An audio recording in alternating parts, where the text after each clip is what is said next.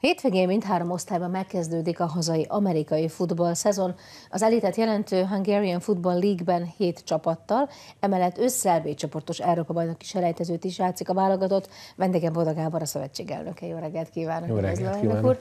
Na hát itt van azért nekünk egy formálódó sportágunk, egy formálódó bajnoki rendszer. Nyugodtan mondhatjuk, hogy ez a fázis, ahova gyakorlatilag a magyarországi amerikai futball eljutott, ez már egy kiérlelődött formája ennek a sportágnak, amikor kvázi divizionálni kell a különböző tudásbéli csapatokat? Hát így van, most már kialakult egy 3 osztályos bajnokság, tehát 3 divízió. Most már tavasszal zajlik mind a 3 osztály. Ideig azért sok problémánk volt, nem volt elég játékvezető, ugye egy mérkőzésen 7 játékvezető vezeti a mérkőzést, tehát sokszor ez is probléma, hogy... Szóval képezni kellett játékvezetőket, hogy egyáltalán lehessen a bajnoki rendszert megszervezni. Így van, ez is hozzá tartozik, ez most de most már tavasszal bocsássa meg, létszámban ez mit jelent körülbelül? Tehát most hány olyan képzettségű játékvezető van, aki képes Magyarországon? Hát olyan 50 körül, ami egyébként Európában is egy egész szép szám, sőt nagyon jó eredményeket értek el európai teszteken a magyar játékvezetők. Tehát Európában csináltak ilyen tesztet nekik, ahol 10 legjobb játékvezetőből 3 magyar volt. Fantasztikus. Tehát, ebben is fejlődünk. Igen. Akkor mondhatjuk, hogy azért ennek a sportágnak egy viszonylag rapid fejlődés története van itt Magyarországon, nem? Abszolút azt gondolom, igen, egy sikertörténet. Mi állhat e mögött? Már csak azért is kérdezem, mert mindjárt ki fogunk térni arra, akár a tavalyi bajnoki döntő néző számára is, amit hát bizony egy-két NB1-es csapat, sőt a legtöbb talán megérigyelhetne, azt gondolom, a saját lelátóin. Mi lehet az oka ennek a robbanásszerű érdeklődésnek? Én azt gondolom, hogy maga az amerikai foci egy érdekes sport.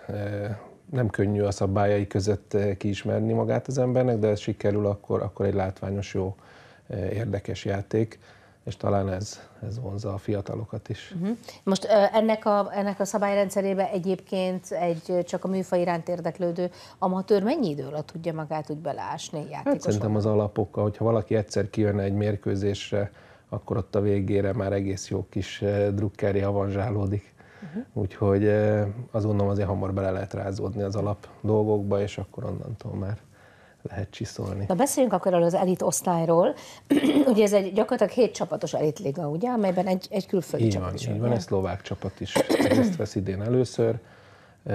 Szerencsére egy elég erős mezőny állt össze, sok külföldi játékos is szerepel, ugye kanadai, amerikai, ezek a kiemelt szintű játékosok, akik hát gondolom egy ilyen ugródeszkának használják Magyarországot. Ezt akartam kérdezni, hogy vajon egy kanadai, amerikai játékosnak mi lehet olyan vonzó, hogy Magyarországra jöjjön idegen légióskodni? Hát nyilván itt az osztrák és a német szint, ami az igazi cél, és ez egy jó lehetőség. Ezt értjük ugródeszka alatt, hogy ők idejönnek, itt egy picit felhizlalják magukat, megszokják az európai milliót, majd állnak tovább? Így van. Előfordul, sőt van olyan amerikai játékos, aki már volt Magyarországon, és most újra visszatért. Tehát ez is érdekes, hogy azért a bajnoki színvonal, a környezet, mi az, ami vonzhatja ezt a játékos, vagy az ilyen hát nyilván itt ők sztárok, itt azért messze sokkal jobb az ő játéktudásuk, mint kint, vagy akár a német bajnokságban. Tehát nyilván ez azért egy vonzó dolog, hogy az ember sikeres lehet Világos, hát ez olyan, mint amikor végülis az ember bárhol, de szívesen lát brazil játékost, mondjuk magyar, nyilván foci csapatban, függetlenül attól, hogy egyáltalán Brazíliában az a játékos, vagy milyen szintű bajnokságban vehetne részt. Igen, ezt a részét értem a dolognak. Hogy néz most ez ki? Egyébként csak mondhatni, hogy az elitkört, az elitbajnoki szintet érinti elsősorban azért az idegen légiósok jelenléte, tehát lejjebb már nem? Hát igen. Azt gondolom, hogy az inkább a kiemelt osztálynak. Azért nyilván fizetést nem kapnak, mert amatőr sportról beszélünk, de költségtérítést, esetleg lakást, munkát szereznek nekik, tehát segítik azért őket. Mindenképp van költsége, és azért nem kevés költsége, hogyha egy-két amerikai játékost szeretne valaki. Arra vajon van-e például, hogy valaki idejön, mint hogy mondtuk, ezt ugródeszkának tekintve mondjuk más nyugat-európai csapatoknál köt ki, és onnan visszatér akár Amerikában valami nagyobb csapathoz, vagy egyáltalán ott részt vesz esetleg a profi ligában? jellemzően előfordul, tehát mennek vissza tryoutokra, vagy az Arena ligába ide-oda. Tehát ők nyilván, aki ebből szeretne profitálni és ezzel foglalkozni, azoknak ez csak egy lépcső, és akkor mindig keresik a jobb lehetőségeket. Tehát aztán van, hogy visszatérnek.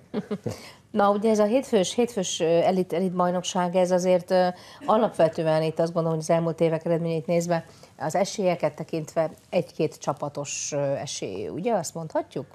Vagy azért ez most egy eléggé picit kiterjedtebb? Plusz az importjátékosok nagyon elbillenthetik a mérleg nyelvét, és több olyan vidéki csapat is van, aki talán játékerőben nem volt olyan szintű, viszont az importjaival lehetséges, hogy komoly erőt fognak képviselni, ilyen például Nyíregyháza, három amerikai is játszik, vagy akár a Győr, ahol egy kanadai irányító fogja irányítani a győri csapatot, és akkor nyilván ezek a játékosoknak a játéktudása ereje azért nagyon sokat billenthet. Szóval akkor végül is egy picit kiegyenlítettebb bajnoki menetelésre számíthatunk így a résztvevő csapatok szempontjából. Abszolút, mindenképp érdekes, és szerintem látványos játékok lesznek. Na, de azért a fő esélyesei mégiscsak akár a tavalyi bajnok, ugye az elmúlt évek legjobb csapatai? Hát igen, nyilván a címvédés mindig nehéz. Ugye a tavalyi évben a döntőt a Budapest Wolves és a Budapest Cowboys játszotta, amit a Cowboys nyert meg végül is. De hát nekik nem lesz könnyű a címvédés, ez mindig egy nehéz feladat. De hát nyilván ők is erre készülnek. Ugye nagyjából a tavasz programja ez, de ugye bevezetőben szó esett azért arról is, hogy itt formálódik egy válogatott. Tehát ugye ennek a csapatnak lesz most már európai szintű megmérettetése is. Az ennek a csapatnak alatt persze nem tudom pontosan, mit kell érteni. Tehát hogy fog fölépülni ez a magyar-amerikai válogatott? Így van, a válogatott edzője Lee Lavka, ő egy amerikai tréner, aki itt él Magyarországon. Ő volt nagyon sokáig a Budapest Wolvesnak a vezetőedzője. Most a válogatottat irányítja, és hát ősszel egy B csoportos EB-nek gyakorlatilag ilyen kvalifikációs mérkőzést kell játszanunk, hogy a 2016-ban megrendezendő EB-re ki tudunk jutni. Ezt a szerbekkel, ez most a héten történt meg a sorsolás, úgyhogy úgy néz ki, hogy a szerbekkel kell játszanunk októberben, sajnos idegenben, viszont lesz egy felkészülési mérkőzésünk a csehekkel, ami meg hazai mérkőzés lesz, tehát szeptemberben lesz egy hazai megmérettetés, az első megmérettetés. Tapasztalat, hogy játéktudás alapján mondjuk a csehek elleni felmérés az mennyire lesz jó előrejelzés akár a szerbekhez képest? Én azt gondolom, hogy ha a cseheket sikerül megfogni, akkor van esélyünk a szerbeket is megfogni. Talán hogyha a cseh és a szerb között, talán a csehek még egy hajszállal rutinosabbak, régebb óta benne vannak, régebb óta van válogatottjuk. Tehát ez mindenképp egy jó erőviszonyfelmérés lesz. Ha most ugye arról beszélünk, hogy mondjuk a bajnoki döntő egy ilyen 7000 néző, vagy 7000 fős nézőközönség előtt zajlott, akkor ugye arról is szó esett, hogy szerbek elleni összecsapás ugye idegenben lesz, a csehek elleni az itthon. Mekkora előny, hátrány, handicap az, hogy az ember maga mögött tudhatja mondjuk hát ugye még nem tudom, hogy a válogatottnak mekkora saját különbejáratú szurkolótábora van, de a cél nyilván az, hogy előbb-utóbb legyen. Én azt gondolom azért, hogy amikor a magyar bajnoki döntőre azért évek óta sok ezer embert ki tudunk vinni, és van rá érdeklődés, akkor remélem, hogy a magyar válogatott után is lesz. És hát nyilván ez egy nagy erő. Tehát a szurkoló az mindig az amerikai fociból a 12. játékosnak hívják a szurkolót, és ez így is van, tehát azért ez egy nagyon nagy erőt tud adni. És közülük van arra esély, hogy mondjuk egy kis szűkebb mag akár elkíséri Szerbiába is a csapatunkat? Remélem, szerencsére. Ilyen szempontból jó a sorsolás, mert juthatott volna mondjuk Oroszország is, vagy Izrael. Ilyen szempontból csak Szerbiáig kell elmenni.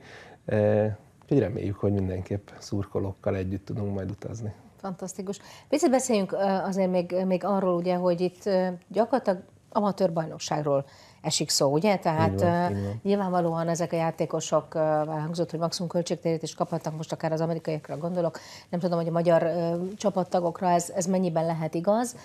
Ma az, hogy valaki az elitbajnokság részese legyen, és ott legyen abban a 7 csapatban, és adott esetben akár bajnoki esélyes csapat tagja is legyen, milyen idő elfoglaltságról beszélünk ma egy ilyen játékos életében? Tehát ez mekkora áldozat pillanatnyilag? Hát ugye amatőr sport és önfenntartóak az egyesületek, nincsenek óriási támogatók, tehát a tagdíjakból tartja el magát zömében az egyesületek, és hát ehhez még a játékosok is heti 3-4 edzéssel, pályaedzéssel és nyilván mellette kondicionáló edzéssel, elfoglaltság és költség az van, de hát ez a hobbink. Jó, hát gondolom azt, hogy professzionális liga legyen Magyarországon, az még nagyon-nagyon a távoli jövő, ugye? Én azt gondolom, igen. De az, hogy végül is ez a fajta divízionálása a legjobbaknak, az elitligának, illetve ugye a mögöttük lévőknek megtörtént, ez már egy első kezdő lépés ezen az úton? Igen, bár azt gondolom, hogy még sok évnek el kell telni, mire egy profi szintről tudunk beszélni. De hát nyilván haladunk. Persze, de jó, hát amilyen gyors és amilyen rapid fejlődés történetről beszéltük ebben a sportágban, itt Magyarországon, akkor az is lehet, hogy ebben a tekintetben is gyorsabb eredményeket produkál maga a sportág hazai története, mint amit az ember a jelenlegiek alapján esetleg jósolna. Én azt gondolom, hogy egy nagyon izgalmas szezon elébe néz a magyar-amerikai foci, minden szempontból ugye bajnoki szinten, bajnokság szintjén akár a válogatott megmérettetésein, úgyhogy akkor ehhez az új fejezethez nagyon sok sikert kívánok, elnök úr, és bízom benne, hogy ez a továbbiakban is ilyen népszerű lesz. Igyekszünk.